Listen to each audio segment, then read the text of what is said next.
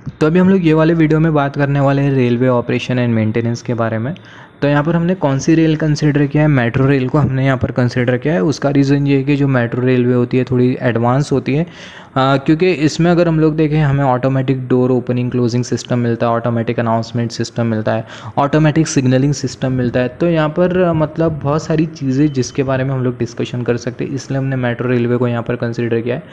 और जैसे कि हमने बात किया मेट्रो रेलवे एडवांस होती है, क्योंकि अभी के टाइम पे ऐसी बहुत सारी रेलवे है, मेट्रो रेल है जिसको मतलब बिना ड्राइवर के चलाया जाता है एक मोड पर, जिसे बोला जाता है यूटीओ मोड। यूटीओ का फुल फॉर्म होता है अनअटेंडेंट ट्रेन ऑपरेशन। तो यूटीओ मोड में जो ट्रेन है उसे बिना ड्राइवर के चलाया जा रहा है, राइट। तो यही रीज़न की वजह से, और ये क्यों बिना ड्राइवर के चलाया जा रहा है, इसका जो रीज़न है वो ये है कि टेक्नोलॉजी एडवांस हो गई है अभी के टाइम पे। तो यही रीज़न की वजह से जो ट्रेन है उसे मतलब यूटीओ मोड में बिना ड्राइवर के चलाया जा रहा है। तो बात करते हैं हम लोग मेट्रो रेलवे के बारे में, इम्पॉर्टेंट पॉइंट। तो जो मेट्रो रेलवे, इसमें हम लोग बहुत सारी चीज़ें डिस्कस कर रहे होंगे जिसके बारे में आगे हमें पता चल जाएगा। तो जो मेट्रो रेलवे, इसके लिए रूल बनाया गया जिसे बोला जाता है मेट्रो रेलवे जनरल रूल। अभी जो मेट्रो रेलवे जनरल रूल हम लोग क्यों बोल रहे हैं, क्योंकि जनरलाइज रूल होता है। ये मतलब ऐसा रूल होता है जो कि इक्वली एप्लीकेबल होता है इंडिया में सारी मेट्रो रेलवे के लिए, राइट। अभी जो मेट्रो रेलवे जनरल रूल है, ये हम लोग बोल सकते हैं ये एक तरीके से कॉन्स्टिट्यूशन बुक है मेट्रो सिस्टम के लिए। अब जो मेट्रो रेलवे जनरल रूल है, ये लास्ट अपडेट हुआ था कब, 2020 को हुआ था, 17 दिसंबर को हुआ था, राइट। फिर उसके बाद अगर हम लोग देखें एक्सीडेंट का मतलब क्या होता है, जैसे कि हमने डिस्कस किया, हम लोग यहाँ पर बहुत सारी चीज़ें डिस्कस कर रहे होंगे, जैसे कि एक्सीडेंट क्या होता है, इंसिडेंट क्या होता है, एंड सो ऑन।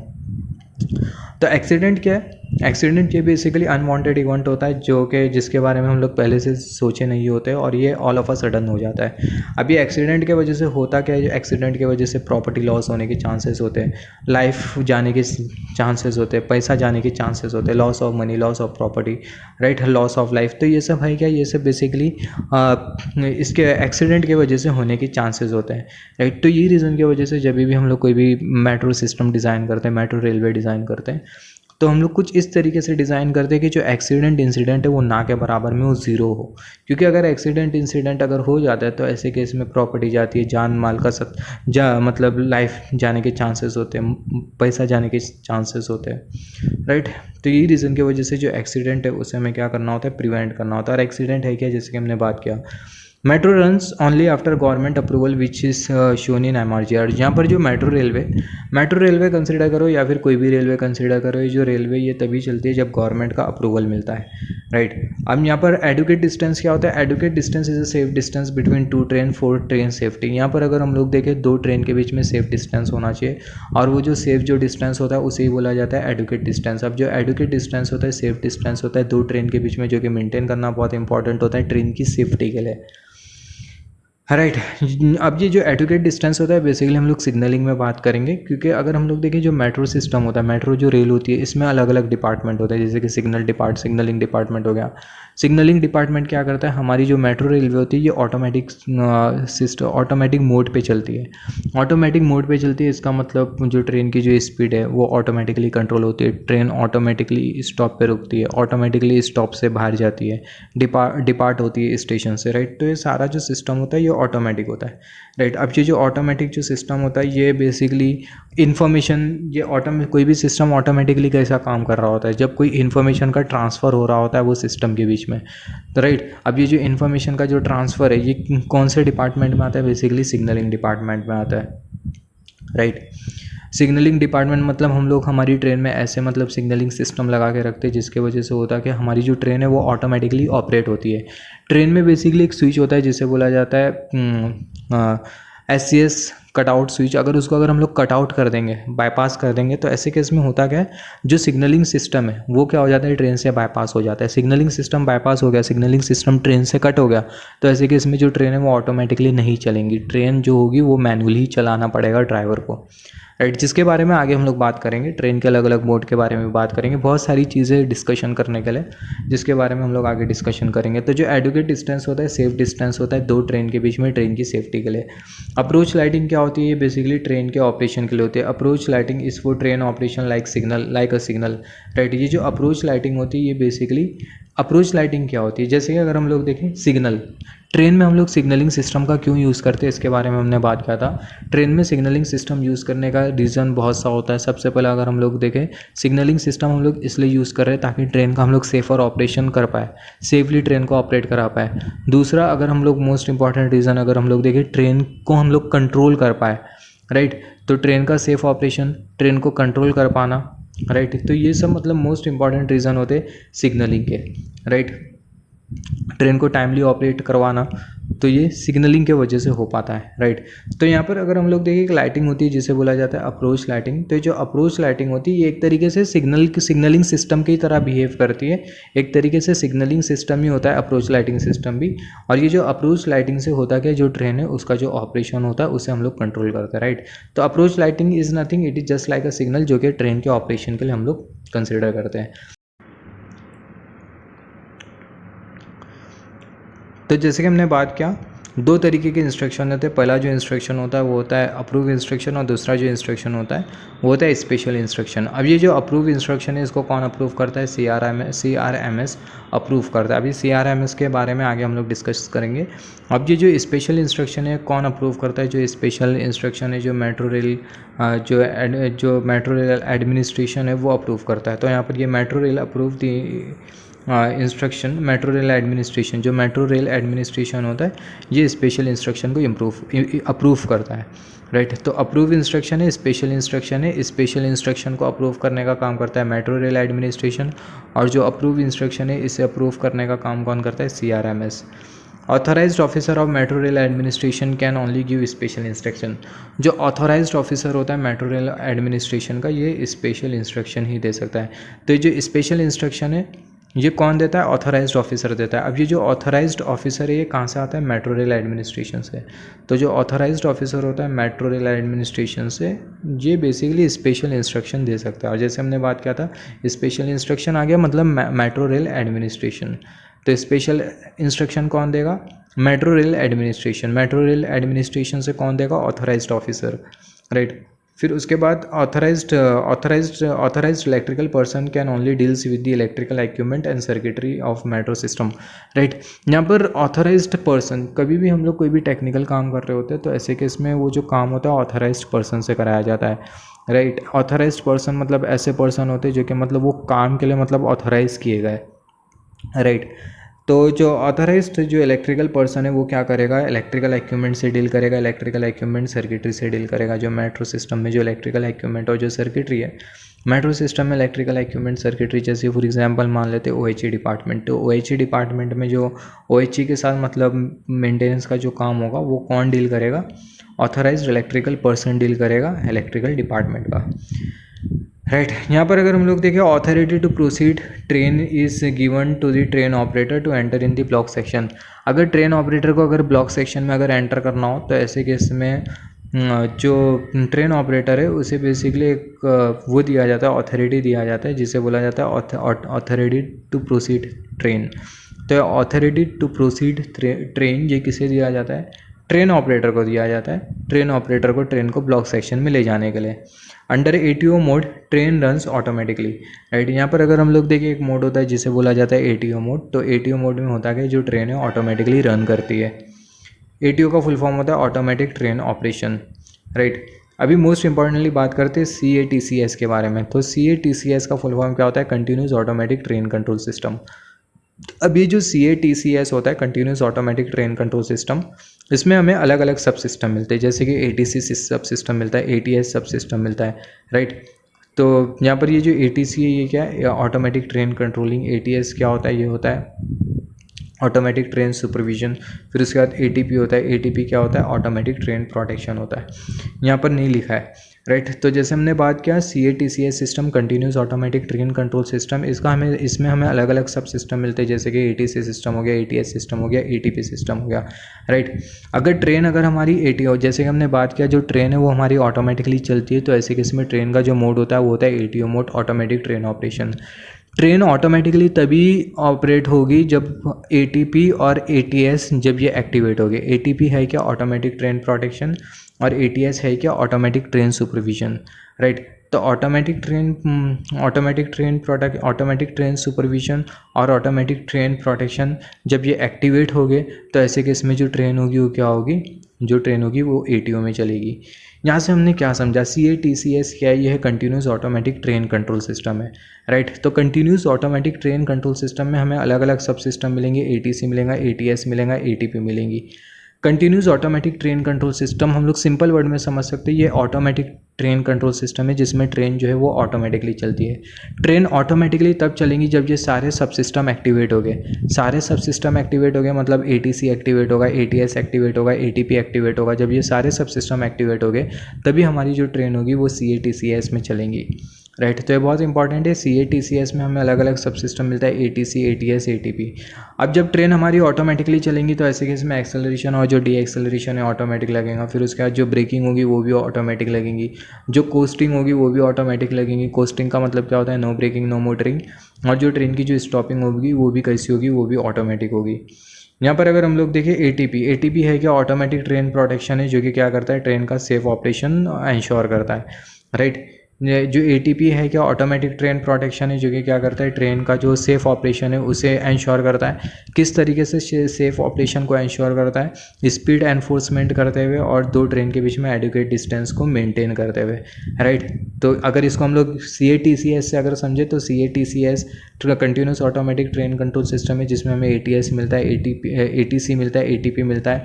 अभी जो ATP होता है ऑटोमेटिक ट्रेन प्रोटेक्शन होता है। ऑटोमेटिक ट्रेन प्रोटेक्शन ट्रेन का जो सेफ ऑपरेशन होता है उसे इंश्योर करता है। सेफ ऑपरेशन को किस तरीके से इंश्योर करता है, स्पीड एनफोर्समेंट करते हुए और दो ट्रेन के बीच के एडुकेट डिस्टेंस को मेंटेन करते हुए। Train supervision system subsystem of CATC, right, जैसे कि हमने बात किया। Which monitor train operation and schedule operation. Schedule means the time and hours the train halt at stop, right. तो यहाँ पर अगर हम लोग देखें यहाँ पर हमने ATP सिस्टम के बारे में तो डिस्कस कर लिया। ATP सिस्टम क्या होता है, ऑटोमेटिक ट्रेन प्रोटेक्शन सिस्टम। अभी यहाँ पर ये ATS सिस्टम जिसे बोला जाता है ऑटोमेटिक ट्रेन सुपरविजन सिस्टम। अभी जो ऑटोमेटिक ट्रेन सुपरविजन सिस्टम है इसमें क्या होता है, जो ट्रेन है उसका जो सुपरविजन होता है ऑटोमेटिकली होता है। ट्रेन का सुपरविजन ऑटोमेटिकली होता है, ट्रेन का सुपरविजन ऑटोमेटिकली होता है, मतलब ट्रेन के ऑपरेशन का जो सुपरविजन होता है वो ऑटोमेटिकली होता है। ऑटोमेटिकली होता है इसका मतलब जो ट्रेन है वो जैसे कि जो ट्रेन है वो ऑटोमेटिकली मतलब स्टेशन से निकलती है, ऑटोमेटिकली स्टॉप पे जाके रुकती है, फिर उसके बाद ऑटोमेटिकली वो स्टॉप से अराइव होती है, फिर दूसरे स्टॉप पे जाके रुकती है, फिर एक पर्टिकुलर मतलब सर्विस टाइम कंप्लीट करने के बाद 8 to 9 आवर्स कंप्लीट करने के बाद जो ट्रेन है वो ऑटोमेटिकली मतलब कार शेड में आती है और जो ऑटोमेटिकली ट्रेन आके मतलब रुक जाती है कार शेड में, सब ऑटोमेटिक होता है। यहाँ पर अगर हम लोग देखें OHE है क्या, जो OHE है बेसिकली मेन सप्लाई, जो कि है traction supply is the main supply. जो ट्रैक्शन सप्लाई ये है मेन सप्लाई। अगर हम लोग देखें हमारी मेट्रो रेलवे कंसिडर करें या फिर कोई भी रेलवे कंसिडर करें तो इसमें हमें अलग अलग डिपार्टमेंट मिलते हैं। जैसे कि अगर हम लोग देखें पावर सप्लाई ट्रैक्शन होता है। पावर सप्लाई ट्रैक्शन में क्या होता है, OHE का वर्क होता है।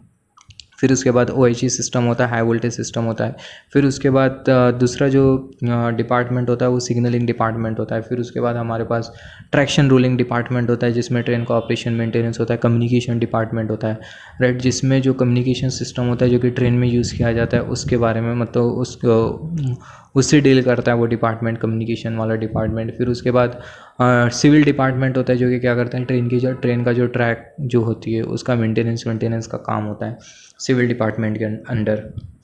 तो यहाँ पर ये जो OHE main supply, traction supply is main supply, right. Axle counter is counting axle of train to ensure whether train is there और नॉट ऑन दी सर्किट। जो एक्सल काउंटर है ये क्या करता है, जो एक्सल है उसे काउंट करने का काम करता है। और जो एक्सल काउंटर है ये एंश्योर करता है कि जो ट्रेन है वो एक पर्टिकुलर जो एक्सल काउंटर होता है ये एक तरीके से ट्रैक सर्किट की तरह होता है। और जो एक्सल काउंटर होता है एक्सल को काउंट करने का काम करता है ट्रेन का, और ये एंश्योर करता है कि ट्रेन एक पर्टिकुलर लोकेशन पे है या नहीं है। जिस भी लोकेशन पे एक्सल काउंटर लगा होता है उस लोकेशन पे ट्रेन है या नहीं है एक्सल काउंटर बता देता है, राइट। यहाँ पर अगर हम लोग देखें CBTC इज जस्ट लाइक, यहाँ पर CBTC का फुल फॉर्म क्या होता है, communication based train control system. अब ये communication based train control system क्या है, ये एक तरीके से GPS है। Communication based train control system is just like GPS and it is communication based train control system which is just like GPS। यहाँ पर अगर हम लोग देखें ट्रेन ऑटोमेटिकली चल रही, इसके दो मोस्ट इंपॉर्टेंट रीज़न है। सबसे पहले अगर हम लोग देखें सिग्नलिंग और दूसरा कम्युनिकेशन। ये सिग्नलिंग सिस्टम और ये कम्युनिकेशन सिस्टम की वजह से ट्रेन ऑटोमेटिकली ऑपरेट हो पा रही है। एक्सेल काउंटर ऑल्सो शोज़ दी ट्रेन लोकेशन। जो एक्सेल काउंटर है, जैसे कि हमने बात किया, ट्रेन की लोकेशन बताता है। अगर इन एक्सेल और आउट एक्सेल दोनों बराबर में होंगे तो एक वो जो सेक्शन होगा वो क्लियर होगा। इन एक्सेल आउट एक्सेल ये दोनों बराबर में नहीं है तो ऐसे केस में सेक्शन क्लियर नहीं होगा, सेक्शन एंगेज होगा। Block section is provided with find with fix restriction. जो रेलवे में जो ब्लॉक सेक्शन होता है उसे प्रोवाइड किया जाता है फिक्स रेस्ट्रिक्शन के साथ, राइट। और अगर ब्लॉक सेक्शन में अगर ट्रेन ऑपरेटर को अगर प्रोसीड करना है तो ऐसे केस में ऑथोरिटी टू प्रोसीड पेपर होता है जो कि ट्रेन ऑपरेटर को लेना होता है। Cab signal shows target distance and speed restriction. जो ट्रेन होती है उसमें सिग्नल लगा होता है, ट्रेन के अंदर सिग्नल लगा होता है जिससे बोला जाता है कैब सिग्नल। अब ये जो कैब सिग्नल होता है, ट्रेन जहाँ ड्राइवर बैठ के ट्रेन चलाता है उसे बोला जाता है कैब। तो कैब में सिग्नल लगा होता है जिसे बोला जाता है कैब सिग्नल। अब ये जो कैब सिग्नल है टारगेट डिस्टेंस और जो टारगेट स्पीड है उसे शो करता है, राइट। तो जो टारगेट डिस्टेंस और जो टारगेट स्पीड है, टारगेट स्पीड को शो करने का काम करते हैं कैब सिग्नल। फिर उसके बाद अगर हम लोग देखें, an instruction given to the train operator for taking special precaution along with speed restriction is known as caution order. Caution order always has speed restriction. यहाँ पर अगर हम लोग देखें, ये caution order का मतलब क्या होता है, इंस्ट्रक्शन जो कि ट्रेन ऑपरेटर को दिया जाता है एक for taking special precaution along with speed restriction. जो ट्रेन ऑपरेटर्स होते हैं, जो ट्रेन जो चला रहे होते हैं, जिसे ट्रेन ड्राइवर भी बोल सकते हैं, तो जो ट्रेन ड्राइवर होते हैं उन्हें बेसिकली एक इंस्ट्रक्शन दिया होता है और वो जो इंस्ट्रक्शन होता है उसमें स्पेशल मतलब एक प्रिकॉशन लेना होता है along with the speed restriction, right. तो एक ऐसा इंस्ट्रक्शन जो कि ट्रेन ऑपरेटर को दिया होता है और वो इंस्ट्रक्शन में प्रिकॉशन होता है और स्पीड रेस्ट्रिक्शन होता है, इसी को ही हम लोग क्या बोलते हैं, कॉशन ऑर्डर बोलते हैं। Caution order always has speed restriction. यहाँ पर जो कॉशन ऑर्डर है इसमें हमेशा स्पीड रेस्ट्रिक्शन होगा ही होगा। अब ये जो कॉशन ऑर्डर होता है ये क्या होता है, इसको सिंपल वर्ड में अगर बोले तो एक ऐसा इंस्ट्रक्शन होता है जो कि ट्रेन ऑपरेटर को दिया जाता है और ये जो इंस्ट्रक्शन होता है इसमें बेसिकली कुछ प्रिकॉशन लेना होता है ट्रेन ऑपरेटर को और स्पीड रेस्ट्रिक्शन होता है ये इंस्ट्रक्शन में।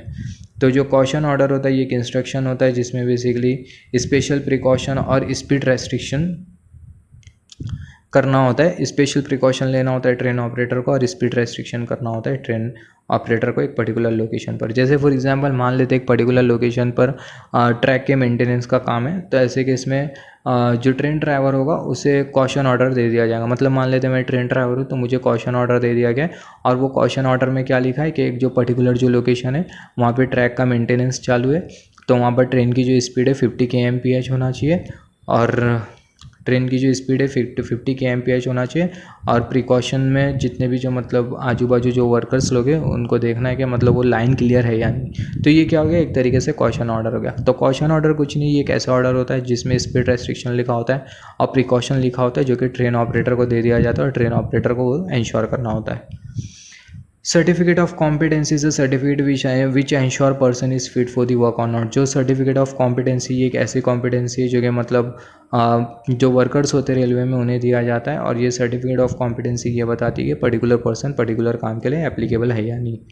Coded manual mode train got speed and distance for its operation. यहाँ पर अगर हम लोग देखिए जो कोडेड मैनुअल मोड होता है, ट्रेन के अलग अलग ऑपरेशनल मोड होते हैं जैसे कि ATP मोड हो गया, ATS मोड हो गया, फिर उसके रेस्ट्रिक्टेड मोड हो गया, ROS मोड हो गया। तो सारे मोड्स के बारे में बात करेंगे। तो एक मोड होता है जिसे बोला जाता है coded manual mode. Coded manual mode में जो ट्रेन है उसे स्पीड और डिस्टेंस मिलती है उसके ऑपरेशन के लिए। तो सिंपल वर्ड में कोडेड मैनुअल मोड ऐसा मोड होता है जिसमें जो ट्रेन है उसे स्पीड और डिस्टेंस मिलती है उसके ऑपरेशन के लिए।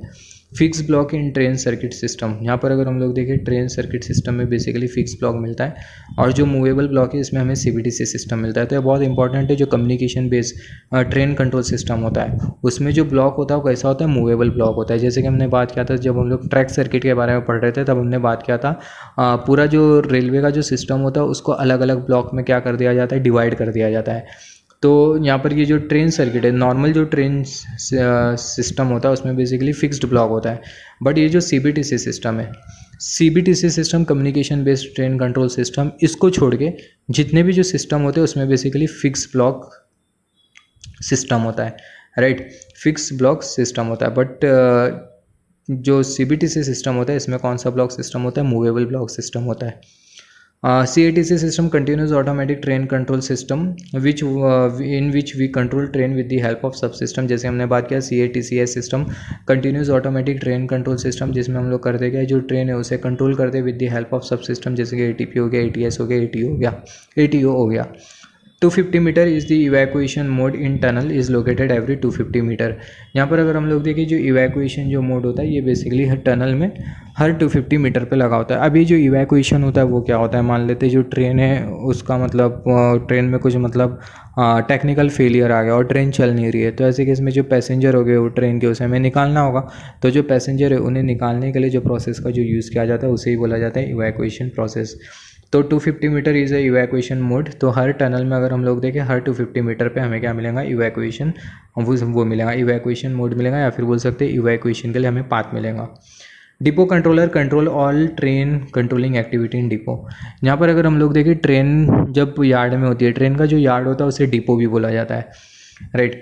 तो यहाँ पर ये डिपो में सारी ट्रेन का जो मूवमेंट है उसे क्या करना होता है, कंट्रोल करना होता है। तो डिपो में सारी ट्रेन के मूवमेंट को कंट्रोल करने के लिए जो कंट्रोलर होता है उसे बोला जाता है डिपो कंट्रोलर। तो जो डिपो कंट्रोलर होता है डिपो में सारी ट्रेन की जो कंट्रोलिंग होती है उसे इंश्योर करता है। एमरजेंसी है continuous risk, loss of property, loss of life, right. तो जो एमरजेंसी है इसमें बेसिकली जैसे हमने बात किया था एक्सीडेंट इंसिडेंट के बारे में, वैसी एमरजेंसी है। एमरजेंसी में कंटिन्यूस रिस्क होता है, कंटिन्यू प्रॉपर्टी का भी लॉस होने का मतलब रिस्क होता है, लॉस ऑफ लाइफ का भी मतलब लाइफ जाने का भी मतलब रिस्क होता है। तो जो एमरजेंसी है क्या, ये एक तरीके से रिस्क है। एमरजेंसी कुछ नहीं, एक तरीके से रिस्क है। किसकी रिस्क है, प्रॉपर्टी की रिस्क है, मनी की रिस्क है, लाइफ की रिस्क है। इंजीनियर पोजीशन बहुत इंपॉर्टेंट है। इंजीनियर पोजीशन क्या होता है, engineer position is the work allotted to the given authorised person, that is which work is only given to the PST engineers. तो इंजीनियर पोजीशन क्या होता है, जो इंजीनियर पोजीशन होता है ये एक पर्टिकुलर काम होता है जो कि एक ऑथराइज्ड पर्सन को दिया जाता है। तो ऑथराइज्ड पर्सन को एक पर्टिकुलर काम देने का जो प्रोसेस होता है उसे ही बेसिकली बोला जाता है इंजीनियर्स पोजीशन। तो इंजीनियर्स पोजीशन एक पर्टिकुलर काम होता है जो कि एक पर्टिकुलर ऑथराइज्ड पर्सन को दिया जाता है वो काम को एग्जीक्यूट करने के लिए। फिर उसके बाद अगर हम लोग देखें facing point, facing point is track point which decides whether diversion takes place और नॉट शोज। यहाँ पर अगर हम लोग देखें, just hold on, simple word में अगर हम लोग देखें फेसिंग पॉइंट और ट्रेलिंग पॉइंट का मतलब क्या होता है। दो तरीके के पॉइंट होते हैं, फेसिंग पॉइंट और ट्रेलिंग पॉइंट। सबसे पहला है पॉइंट क्या होता है, इसके बारे में ऑलरेडी हमने बात किया जब हम लोग ट्रैक की वीडियो बात कर रहे थे, रेलवे ट्रैक के बारे में हम लोग बात कर रहे थे, तो उसमें हमने बात किया है फेसिंग पॉइंट के बारे में और ट्रेलिंग पॉइंट के बारे में। अभी यहाँ पर अगर हम लोग देखें सबसे पहला बात करते हैं ट्रेलिंग पॉइंट के बारे में। जो ट्रेलिंग पॉइंट होती है ये एक ऐसी पॉइंट होती है जहाँ पर होता क्या है, दो जो ट्रैक होती है आके मर्ज होती है, राइट। जो ट्रैक है वो आगे क्या होती है, कन्वर्ज होती है। और जो फेसिंग पॉइंट होता है ये एक ऐसी पॉइंट होती है जो कि जहाँ पर दो जो ट्रैक होती है वो क्या होती है, डिवाइड होती है, राइट। तो जो फेसिंग पॉइंट होती है बेसिकली ट्रेन के डायरेक्शन को चेंज करने के लिए रिस्पॉन्सिबल होती है। सिंपल वर्ड में हम लोग बोल सकते हैं जो ट्रेलिंग पॉइंट है, ये ट्रेलिंग पॉइंट में होता क्या है, दो जो ट्रैक होती है वो आके कन्वर्ज होती है। और फेसिंग पॉइंट में होता क्या है, दो जो ट्रैक होती है वो क्या हो जाती है, वो डिवाइड हो जाती है, राइट। तो जो फेसिंग पॉइंट है हम लोग ऐसा भी बोल सकते हैं, जो फेसिंग पॉइंट है ये responsible for changing train direction. जो फेसिंग पॉइंट होता है ये ट्रेन के डायरेक्शन को चेंज करने के लिए रिस्पॉन्सिबल होता है। और जो ट्रेलिंग पॉइंट होता है ये बेसिकली ट्रेन के डायरेक्शन को चेंज करने के लिए रिस्पॉन्सिबल नहीं होता। तो ट्रेलिंग पॉइंट और फेसिंग पॉइंट से हमने ये डिस्कस किया। ट्रेलिंग पॉइंट एक ऐसा पॉइंट होता है जहाँ पर दो जो ट्रैक होती है वो जाके मर्ज हो जाती है। और जो ट्रेलिंग पॉइंट होता है बेसिकली ट्रेन के डायरेक्शन को चेंज करने के लिए रिस्पॉन्सिबल नहीं होता। और फेसिंग पॉइंट ऐसा पॉइंट होता है जहाँ पर जो ट्रैक होती है वो क्या हो जाती है, डिवाइड हो जाती है। और जो फेसिंग पॉइंट होता है रिस्पॉन्सिबल होता है ट्रेन को डिवाइड करने के लिए, ट्रेन की डायरेक्शन को चेंज करने के लिए। ट्रेन को डिवाइड करने के लिए नहीं, ट्रेन के डायरेक्शन को चेंज करने के लिए। फॉलिंग मार्क प्रिवेंट ट्रेन कलीजन और कैन से ट्रेन फ्रिंजिंग। यहाँ पर ये जो फॉलिंग मार्क होता है ये क्या करता है, बेसिकली ट्रेन को कलीजन से बचाता है, साइड कलीजन से बचाने का काम करता है फॉलिंग मार्क। जब भी दो ट्रेन कन्वर्ज हो रही होगी या फिर डाइवर्ज हो रही होगी तो ऐसे के जो दो ट्रैक नॉट ट्रेन, कभी भी दो ट्रैक कन्वर्ज हो रही होगी या तो डाइवर्ज हो रही होगी तो ऐसे केस में क्या लगा होगा, फॉलिंग मार्क लगा होगा। और ये जो फॉलिंग मार्क होता है क्या करता है, ट्रेन को साइड कलीजन से प्रिवेंट करता है। A&M डिपार्टमेंट जिसे बोला जाता है इलेक्ट्रिकल एंड मैकेनिकल डिपार्टमेंट। तो A&M electrical and mechanical department में अगर हम लोग देखें जो स्टार्टिंग वोल्टेज होता है 415 वोल्ट होता है, राइट। जो UPS होता है अनइंटरप्टेबल पावर सप्लाई, इसका जो बैकअप टाइम होता है कितना होता है 30 मिनट होता है। फायर सिस्टम में अगर हम लोग देखें हमारे पास दो तरीके के सिस्टम होते हैं। पहला जो सिस्टम है वही डिटेक्शन सिस्टम और दूसरा होता है सप्रेशन सिस्टम। अभी एक चीज़ अगर हम लोग नोट डाउन करें, हमारी ट्रेन में बेसिकली जो ट्रैक्शन सिस्टम होता है, ट्रैक्शन सिस्टम में दो सबस्टेशन होते हैं। पहला जो सबस्टेशन होता है मेन सबस्टेशन होता है, दूसरा जो सबस्टेशन होता है वो ऑक्सिलरी सबस्टेशन होता है। अभी जो मेन सबस्टेशन होता है इसके थ्रू हमें 25 kV मिलती है। अभी जो ऑक्सिलरी सबस्टेशन है इसके थ्रू हमें बेसिकली लो वोल्टेज मिलता है जो कि होता है 415 वोल्ट। अभी ये 415 वोल्ट 3 फेज वोल्टेज का क्या काम होता है, स्टेशन पे जितने भी जो लाइटिंग सिस्टम होती है, स्टेशन पर जो एस्केलेटर्स होते हैं, जो एलिवेटर्स होते हैं, उन्हें बेसिकली 415 वोल्ट देना पड़ता है। तो यही रीज़न की वजह से ऑक्सिलरी सबस्टेशन के थ्रू हम लोग ये 415 वोल्ट ले लेते हैं। अब जो UPS है इसका जो बैकअप टाइम है वो कितना है, बेसिकली 30 मिनट होता है। फायर सिस्टम में दो तरीके के सिस्टम होते हैं, डिटेक्शन सिस्टम होता है, सप्रेशन सिस्टम होता है। डिटेक्शन सिस्टम फायर को डिटेक्ट करेगा, सप्रेशन सिस्टम फायर को सप्रेस करेगा। Component of fire detection, fire detection में क्या क्या कंपोनेंट होते हैं, डिटेक्टर होता है, RI होता है, MCP होता है, FSCP होता है। फिर उसके बाद अगर हम लोग देखें FSCP का फुल फॉर्म क्या होता है, fire alarm control panel. RI अगर हम लोग देखें, फिर उसके बाद यहाँ पर ये डिटेक्टर होता है, RI रिस्पॉन्स इंडिकेटर होता है, MCP है क्या, मैनुअल कॉल पॉइंट होता है। मैनुअल कॉल पॉइंट क्या होता है, मान लेते हैं एक पर्टिकुलर जगह पर आग लग गई है जहाँ पर फायर डिटेक्शन सिस्टम ही नहीं है, तो ऐसे केस में जो MCP होगा उसको हम लोग क्या करेंगे, मैनुअली प्रेस करेंगे। जब इसको हम लोग प्रेस करेंगे तो पूरे मतलब सिस्टम में एक बजर जैसा साउंड बजने लगेगा और सारे जो पर्सन होंगे वो अवेयर हो जाएंगे और फायर असेंबली पॉइंट पर आके एक्यूमुलेट हो जाएंगे। Fire alarm control panel, fire. फिर उसके बाद अगर हम लोग देखें मिमिक पैनल होता है, रिपीटर पैनल होता है। तो ये सब है क्या, ये सब है fire detection system. Component of fire detection system हमें पता होना चाहिए, डिटेक्टर हो गया, RI हो गया, MCP हो गया, FSCP हो गया, फायर PC हो गया, फिर उसके बाद मिमिक पैनल हो गया, रिपीटर पैनल हो गया। फिर उसके बाद जो फायर सप्रेशन सिस्टम होता है इसमें हमें क्या क्या मिलता है, फायर बकेट मिलती है, स्प्रिंकलर मिलता है, फायर एक्सटिंग्विशर होता है, medium velocity water supply hydrant system होता है, inert gas total flooding system होता है। तो जो फायर सिस्टम होता है ये भी बहुत इंपॉर्टेंट होता है टेक्निकल ऑर्गेनाइजेशन में। तो फायर सिस्टम में क्या क्या होता है, डिटेक्टर होता है जो कि क्या करता है, फायर को डिटेक्ट करता है, RI रिस्पॉन्स इंडिकेटर, MCP, फिर उसके बाद FSCP, ये सब है क्या, ये है फायर डिटेक्शन से डिटेक्टर सिस्टम। तो FSCP, MCP, फिर उसके बाद मिमिक पैनल, रिपीटर पैनल, ये सब फायर डिटेक्टर सिस्टम है। फायर सप्रेशन सिस्टम में फायर बकेट है, स्प्रिंकलर है, फायर एक्सटिंग्विशर होता है। फायर एक्सटिंग्विशर के अलग अलग टाइप होते हैं, medium velocity water supply, hydrant system होता है, इनर्ट गैस फ्लडिंग सिस्टम होता है। यहाँ पर अगर हम लोग देखें SAP, ये इसको स्किप कर देंगे। ट्रैक्शन में अगर हम लोग देखें 3 डिपार्टमेंट होता है। सबसे पहला PSI होता है, power system installation. OHC department होता है जो कि ओवरहेड इक्विपमेंट से डील करता है। SCADA डिपार्टमेंट होता है जो कि supervisory control and data acquisition system होता है। SCADA में होता है क्या, बेसिकली मॉनिटरिंग का काम होता है, राइट। पूरे सिस्टम को मॉनिटर करने का काम होता है SCADA में। यहाँ पर अगर हम लोग देखें जो पावर कंपनी है, पावर कंपनी बेसिकली रेलवे के रिसीविंग सबस्टेशन में क्या करती है, पावर को ट्रांसमिट करती है। अब ये रिसीविंग सबस्टेशन में अगर हम लोग देखें, रिसीविंग सबस्टेशन का जो पावर होता है उसको हम लोग अलग अलग जगह पे डिस्ट्रीब्यूट करते थे। जैसे कि OCC को दे दिया जाता है। OCC मतलब होता है operation control centre. Operation control centre ये बेसिकली नर्व सिस्टम होता है पूरे मेट्रो रेल का। ये क्या करता है, पूरा जो मेट्रो रेल है, पूरे मेट्रो रेल के हर एक चीज़ को मतलब कंट्रोलिंग करने का, सुपरविजन करने का, मॉनिटरिंग करने का काम करता है, जिसके बारे में आगे हम लोग बात करेंगे। फिर उसके बाद अगर हम लोग देखें 25 kV हम लोग लाइन पे भेजते हैं ट्रैक्शन सबस्टेशन के थ्रू। फिर उसके बाद स्टेशन लाइटिंग को हम लोग पावर प्रोवाइड करते हैं via auxiliary and main substation के थ्रू। फिर उसके बाद ट्रेन का जो डिपो है वहाँ पे भी पावर प्रोवाइड किया जाता है, राइट। तो जो रिसीविंग सबस्टेशन है, रिसीविंग सबस्टेशन से कुछ ये सारी जगह पे पावर का मतलब डिस्ट्रीब्यूशन होता है। OCC हो गया, फिर उसके बाद ट्रैक्शन सबस्टेशन हो गया, स्टेशन लाइटिंग के लिए हमने पावर दे दिया मेन ट्रांसफार्मर के थ्रू, ऑक्सिलरी ट्रांसफार्मर के थ्रू, डिपो में हमने पावर दे दिया। कुछ इस तरीके से जो इलेक्ट्रिकल पावर जो इलेक्ट्रिकल कंपनी से जो लेते हैं वो पहले रिसीविंग सबस्टेशन में जाता है और रिसीविंग सबस्टेशन से रेलवे के अलग अलग मतलब डिपार्टमेंट में चले जाता है। Automatic tensioning device, is to keep tension constant. जैसे हमने बात किया, जो ऑटोमेटिक टेंशनिंग डिवाइस होता है क्या करता है, जो OHU वायर है उसका जो टेंशन है उसे कांस्टेंट रखने का काम करता है। Authorised officer is the person of approving authority, right. तो जो ऑथराइज्ड ऑफिसर होता है ये कौन होता है, ये पर्सन होता है अप्रूविंग अथॉरिटी से, राइट। यहाँ पर अगर हम लोग देखें SSEE standing safety execution committee, SSEE का फुल फॉर्म क्या होता है, स्टैंडिंग सेफ्टी एग्जीक्यूशन कमेटी। तो standing safety execution committee SSEE का फुल फॉर्म।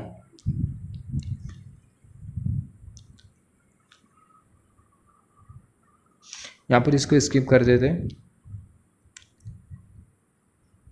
यहाँ पर अगर हम लोग देखें associated with fitness of metro, यहाँ पर अभी बात करते हैं CRMS के बारे में। यहाँ पर अगर हम लोग देखें ये CRMS नहीं होता, CMRS होता है। तो ये जो CMRS होता है ये commissioning of metro rail safety. तो ये जो CMRS होता है ये क्या होता है, ये बेसिकली मतलब एक ऑर्गेनाइजेशन होती है जो कि मतलब कमीशनिंग करने आती है मेट्रो रेल को। जैसे फॉर एग्जांपल मान लेते हैं न्यूली मेट्रो रेल बनी, मान लेते हैं उत्तर प्रदेश में जो मेट्रो रेल बनी है वो नई बनी है। तो ऐसे केस में जो मेट्रो रेल है उसे क्या करना होगा, कमीशनिंग करना होगा ऑपरेशन से पहला। कमीशनिंग करना क्यों ज़रूरी है, कमीशनिंग के टाइम हमें पता चलेगा कि जो मेट्रो रेल है वो कितनी सेफ़र है पैसेंजर के लिए, वो जो मेट्रो रेल है सारे मतलब जो जनरल रूल्स है उसे फॉलो कर रही है क्या नहीं। तो ये सारी चीज़ को क्या करना होता है, कमीशनिंग करना होता है। और ये कमीशनिंग करने के लिए एक मतलब आती है और एक ऑर्गेनाइजेशन आती है जिसको बोला जाता है CMRS, commissioning of metro rail safety, right. तो जो commissioning of metro rail safety associated fitness of metro train project, once fitness is check then we go to trial run and fitness is ensure by CMRS। अभी जो CMRS होता है ये क्या करता है, ये जो CMRS होता है जो मेट्रो रेल है इसे ये एंश्योर करता है कि जो मेट्रो रेल है ये फिटनेस मेट्रो रेल सर्विस के लिए फ़िट है या नहीं है, राइट। अगर मेट्रो रेल अगर सर्विस के लिए फ़िट नहीं है तो ऐसे केस में जो मेट्रो रेल है उसे ऑपरेशन के लिए नहीं निकाला जा सकता है। मेट्रो रेल अगर सर्विस के लिए अगर फिट है तो ऐसे केस में जो मेट्रो रेल है उसे सर्विस के लिए निकाला जा सकता है और निकाला जा सकता है, उसे ऑपरेशन के लिए लेके जा सकते हैं, राइट। तो CMRS ये है commissioning of metro rail safety, जो कि ये इंश्योर करता है, ये मेट्रो रेलवे की फ़िटनेस देने का काम करता है। मेट्रो रेलवे हमने बना दिया, इंस्टॉल कर दिया मेट्रो रेलवे, राइट। अभी जो मेट्रो रेलवे इसकी भी फिटनेस भी तो ज़रूरी है, राइट। तो जो मेट्रो रेलवे इसकी जो फिटनेस देने का काम कौन करता है, CMRS करता है। अगर CMRS को अगर कुछ एबनॉर्मेलिटीज़ अगर दिखाई देती है, CMRS को अगर लगता है कि जो मेट्रो रेलवे ये बेसिकली सूटेबल नहीं है, तो ऐसे केस में जो CMRS है ट्रेन की फ़िटनेस नहीं देगा, रेलवे की फ़िटनेस नहीं देगा, और जो मेट्रो ट्रेन है उसे हम लोग स्टार्ट नहीं कर सकते, उसे ऑपरेशन में पैसेंजर सर्विस के लिए नहीं दे सकते हैं। और जो CMRS है ये कब आता है, जब मेट्रो इंस्टॉल होती है, नई बनती है, तब CMRS आता है। यहाँ पर अगर हम लोग देखें GC का फुल फॉर्म क्या होता है, GC अगर हम लोग देखें GC होता है general consultant head of project, full form है यहाँ पर। CMRS check fitness of train and give approval for train operation only under approval of central government. यहाँ पर ये जो CMRS होता है ये क्या करता है, ट्रेन की फिटनेस को चेक करता है और अप्रूवल देता है ट्रेन ऑपरेशन के लिए। अगर ट्रेन की फिटनेस अगर सही है तो ट्रेन के ऑपरेशन के लिए अप्रूवल देगा, ट्रेन की फिटनेस अगर सही नहीं है तो ऐसे केस में ट्रेन के ऑपरेशन के लिए जो CMRS है ये अप्रूवल नहीं देगा, राइट। तो जो CMRS है ट्रेन की जो फिटनेस है उसे चेक करेगा और अप्रूवल देगा ट्रेन ऑपरेशन के लिए only under approval of central government. जब सेंट्रल गवर्नमेंट अप्रूव करेगी तभी, मतलब ये जो CMRS है ये बेसिकली क्या करेगा, ट्रेन की फिटनेस देखेगा और CMRS को लगेगा हाँ सही है, ये जो मेट्रो रेलवे ये ऑपरेशन के लिए कैपेबल है, पैसेंजर्स के लिए सेफ़र है। तो ऐसे केस में जो CMRS अपना जो रिपोर्ट है कहाँ पर देगा, सेंट्रल गवर्नमेंट को देगा। सेंट्रल गवर्नमेंट के अप्रूवल के बाद ही वो जो मेट्रो रेलवे होगी क्या होगी, स्टार्ट होगी। AFC का क्या फुल फॉर्म होता है, ऑटोमेटिक फेयर कलेक्शन होता है। ये एक तरीके से मतलब ऑटोमेटिक मशीन होती है जो कि फेयर कलेक्शन का काम करती है, right. Fibre optic cable works by TIR। यहाँ पर जो फाइबर ऑप्टिक केबल होता है किसके थ्रू काम करता है, TIR के थ्रू काम करता है, मतलब टोटल इंटरनल रिफ्लेक्शन। अभी यहाँ पर अगर हम लोग देखें जो रेलवे में जो कम्युनिकेशन जो हो रहा है ये बेसिकली कैसा हो रहा है, रेलवे में जो कम्युनिकेशन हो रहा है ये फाइबर ऑप्टिक कम्युनिकेशन जो होता है, जैसे हमने बात किया ट्रेन हमारी ऑटोमेटिकली तब चलेगी जब हमारी ट्रेन में कम्युनिकेशन बराबर से होगा और सिग्नलिंग सिस्टम बराबर से काम करेगा। जब ये दो बराबर से मतलब चीज़ें मतलब अच्छी तरीके से इंश्योर होगी तो ऐसे केस में CATCS काम करेगा, CATCS काम करेगा तो CATCS के सब सिस्टम काम करेंगे और ट्रेन हमारी ऑटोमेटिकली चलेंगी, राइट। तो ये जो फाइबर ऑप्टिक केबल है ये बेसिकली टोटल इंटरनल स्पेक्ट्रम पर, टोटल इंटरनल रिफ्लेक्शन पर काम करता है, TIR पर। PAS का फुल फॉर्म क्या होता है? पब्लिक एड्रेस सिस्टम होता है, जो कि पब्लिक अनाउंसमेंट में आ गया। TDS का फुल फॉर्म होता है time distribution system, has 2 clocks, analogue and digital. तो जैसे हमने बात किया PAS है क्या? यह है पब्लिक एड्रेस सिस्टम, जो कि पब्लिक अनाउंसमेंट में आया। TDS है क्या? टाइम डिस्ट्रीब्यूशन सिस्टम, जिसमें 2 क्लॉक होती है, एनालॉग क्लॉक होती है, डिजिटल क्लॉक होती है। जो एनालॉग क्लॉक होती है बेसिकली ट्रेन के स्टेशन पे लगी होती है, और जो डिजिटल क्लॉक होती है कहाँ पर लगी होती है? ऑपरेशन कंट्रोल सेंटर में लगी होती है। Leaky coaxial cable is use for signal transmission in underground. Underground में अगर हम लोग देखें, अंडरग्राउंड रेलवे में अगर हमें सिग्नल का ट्रांसमिशन करना हो तो ऐसे केस में हम लोग जो केबल जो यूज़ करते हैं उसे बुलाया जाता है लीकी कोएक्सियल केबल।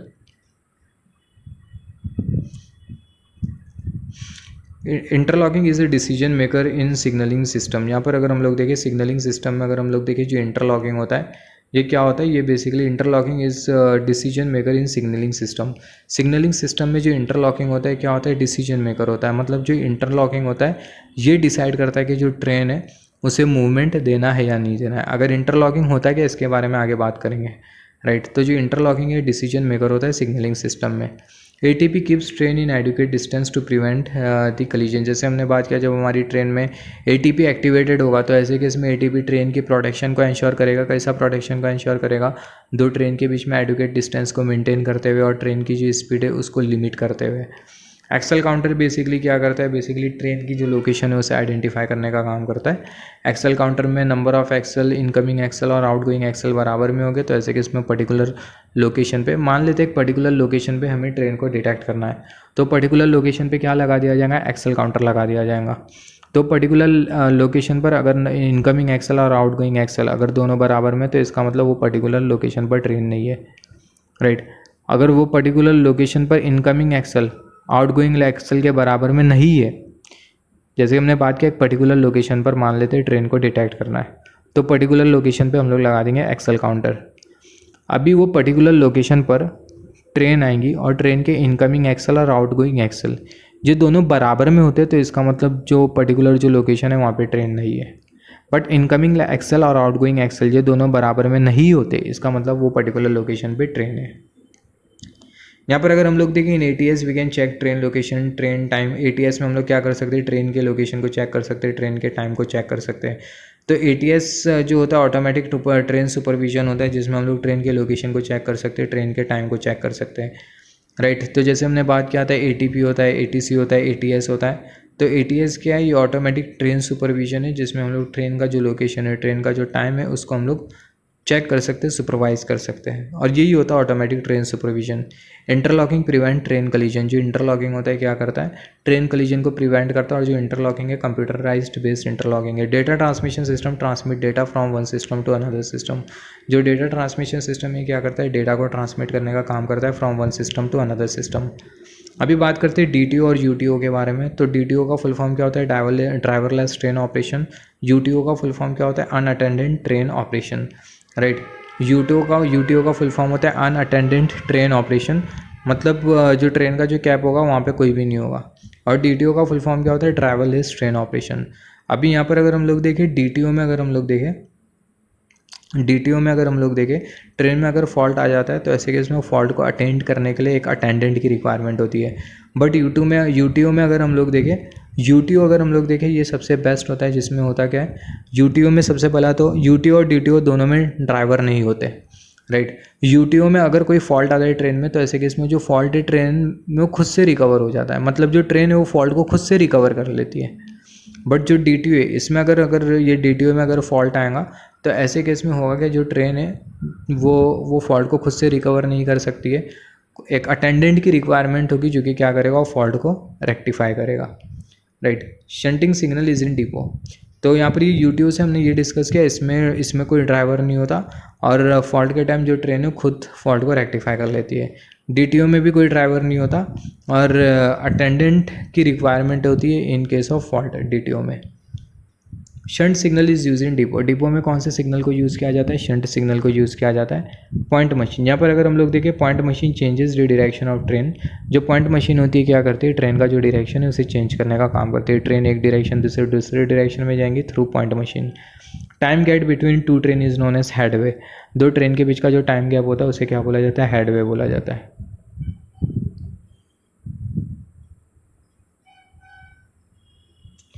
यहाँ पर अगर हम लोग देखें जो मूविंग ब्लॉक सिस्टम होता है कहाँ पर यूज़ किया जाता है? Moving block system is use in CBTC system. CBTC system में अगर हम लोग देखें computerised based communication based train control system, इसमें मूविंग ब्लॉक सिस्टम होता है, राइट। बाकी जितने भी जो सीबीटीसी सिस्टम में मूविंग ब्लॉक होता है, सीबीटीसी सिस्टम को छोड़ के बाकी सिस्टम में मूविंग ब्लॉक नहीं होता। यहाँ पर अगर हम लोग देखें safety circular is associated with safety regarding if something stuck in the pantograph creating problem in train 2 to 3 passengers will go for removing obstacle, go in light presence in a daytime revenue or go from opposite direction. यहाँ से हमने क्या समझा? यहाँ से हम लोग बात करने वाले एक सेफ्टी सर्कुलर के बारे में। और ये जो सेफ्टी सर्कुलर है ये बेसिकली किसके साथ एसोसिएटेड है? ट्रेन के पैंटोग्राफ के साथ और OHE के साथ एसोसिएटेड है। तो उसी के बारे में हमें बात करना है। This safety circular is associated with safety regarding if something stuck in the pantograph. अगर पैंटोग्राफ में मान लेते हैं हमारी जो ट्रेन है वो चल रही है और पैंटोग्राफ में कुछ फंस जाता है, कुछ स्टक हो जाता है, तो ऐसे केस में अगर हम लोग देखें, ऐसे केस में जो सिचुएशन है उसको हम लोग किस तरीके से टैकल करेंगे? तो सबसे पहले अगर पैंटोग्राफ में कुछ फंस जाता है तो ऐसे केस में 2 से 3% जाएंगे। 2 to 3% will go for removing obstacle from pantograph.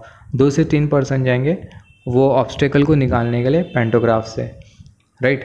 Go in light presence in day.